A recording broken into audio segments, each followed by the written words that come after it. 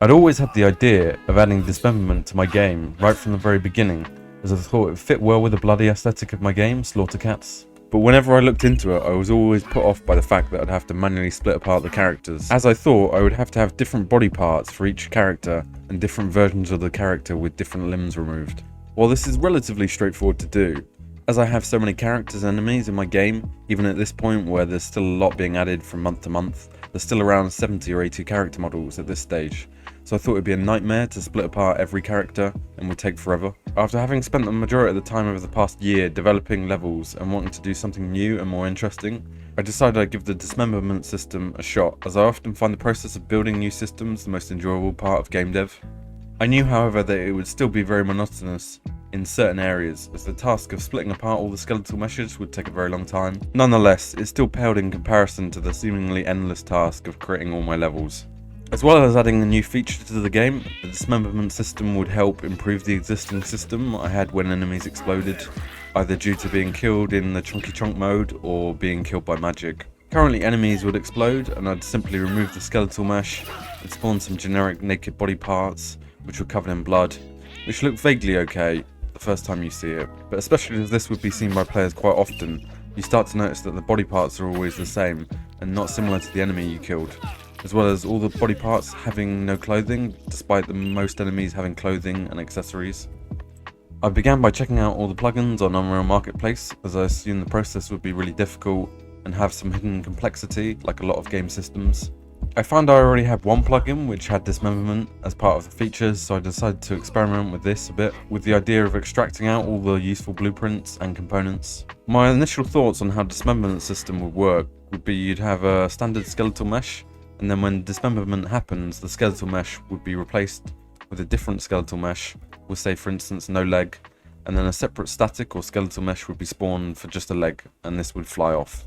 After having explored and experimented with the plugin a bit, I came to the realization that you could just hide parts of the existing skeletal mesh using the blueprint node hide bone by name. This meant the process was a lot simpler than I thought, as I now only had to split apart the characters for the different body parts and not produce different versions of the character with limbs dismembered.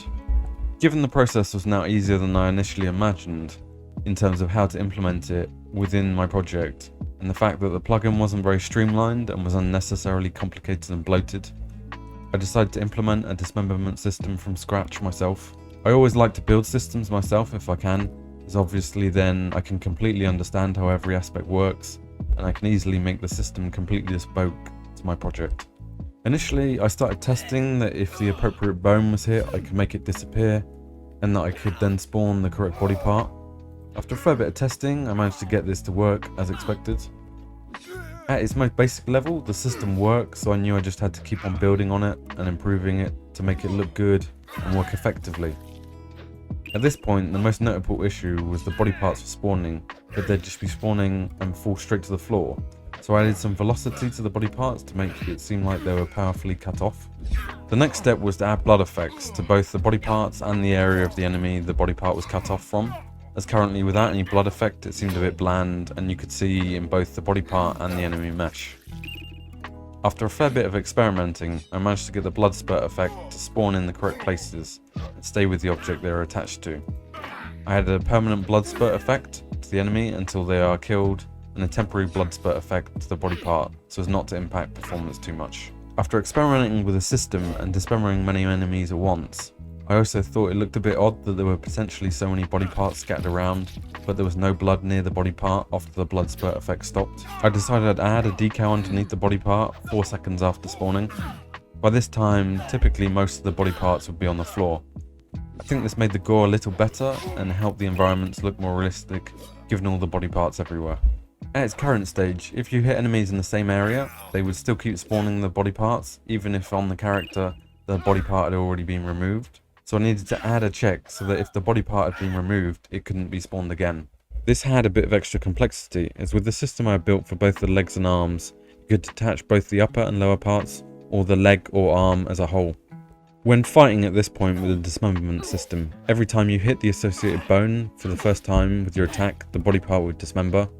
And while this worked as expected, I thought it was a bit too frequent, so I decided to make it so there was a random chance where the body parts would dismember, and reduce the probability so you have like a 2 in 11 chance of dismembering a body part. I now had a fairly decent dismemberment system in place, but there was definitely still room for improvement by adding some more features and rules.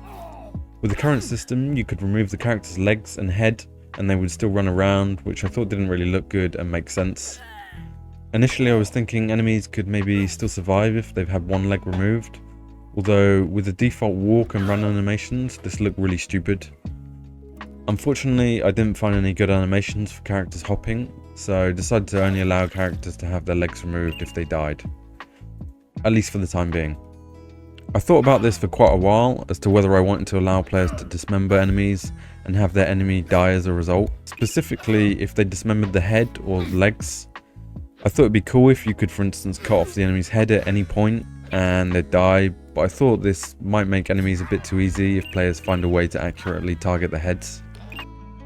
I decided to compromise a bit and decided that if enemies are at or below 20% health, they would then be able to have their legs or head cut off and they would die as a result. I also thought it'd be cool if certain weapons had a higher chance of dismembering enemies. For instance, some of the larger swords, and that would be a cool extra stat which players could take into consideration when selecting weapons. I'll add more to this when I really start to work on the weapon stat system in more depth. With the current dismemberment system, I also had the issue that if you chopped off the right arm, the weapon would still remain, and if the player had a shield on the left arm, this would also remain if the left arm was chopped off. For the shield, this was relatively straightforward, that would just unattach the shield and make the enemy a non-shield enemy. However, for the right arm this was a little more tricky, as although I could just unattach the weapon, the enemy would still have the same attack patterns and would still attack with the same animations, even though they have no arm or weapon. I also had the issue that if you've chopped off the enemy's arm they use for their weapon, how will they now attack you, or whether I should just kill the enemy instead.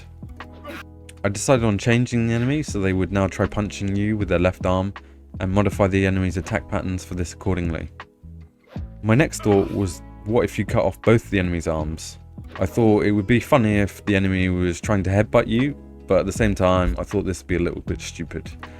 I thought the only other logical thing is to kill the character, and I thought it would be kind of cool to have this as a unique state for the enemy, where they slowly bleed out and die.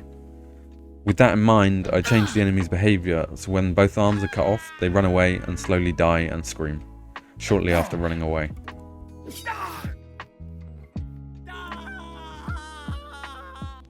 I then switched over the existing enemy explosion system for when enemies are killed by the magic or by the cats in Chunky Chunk mode. I thought the result looked like a cool improvement with all the unique body parts, and I especially like the blood spurt effect from each of the individual body parts after the enemy explodes. At the moment, I've still only split apart a few meshes using Blender, as the process takes roughly 10 to 20 minutes per mesh, but it can depend on the complexity of the mesh. I'll continue to work my way through splitting up all the meshes in Blender, where dismembering them makes sense, but I think there may be a few enemies where it doesn't really make sense to add dismemberment. And I'm still undecided to whether I should add dismemberment to the bosses, although as it currently stands I'm not going to. The dismemberment system itself is ready at this point and works in the game, although I'm in no doubt I will continue to tweak and refine the system and possibly add additional features to it as I continue to work on, test and improve Slaughter Cats. Thanks for watching. If you like what you see, please subscribe to the channel, and you can also wishlist the game on Steam if you're interested. The link is in the description.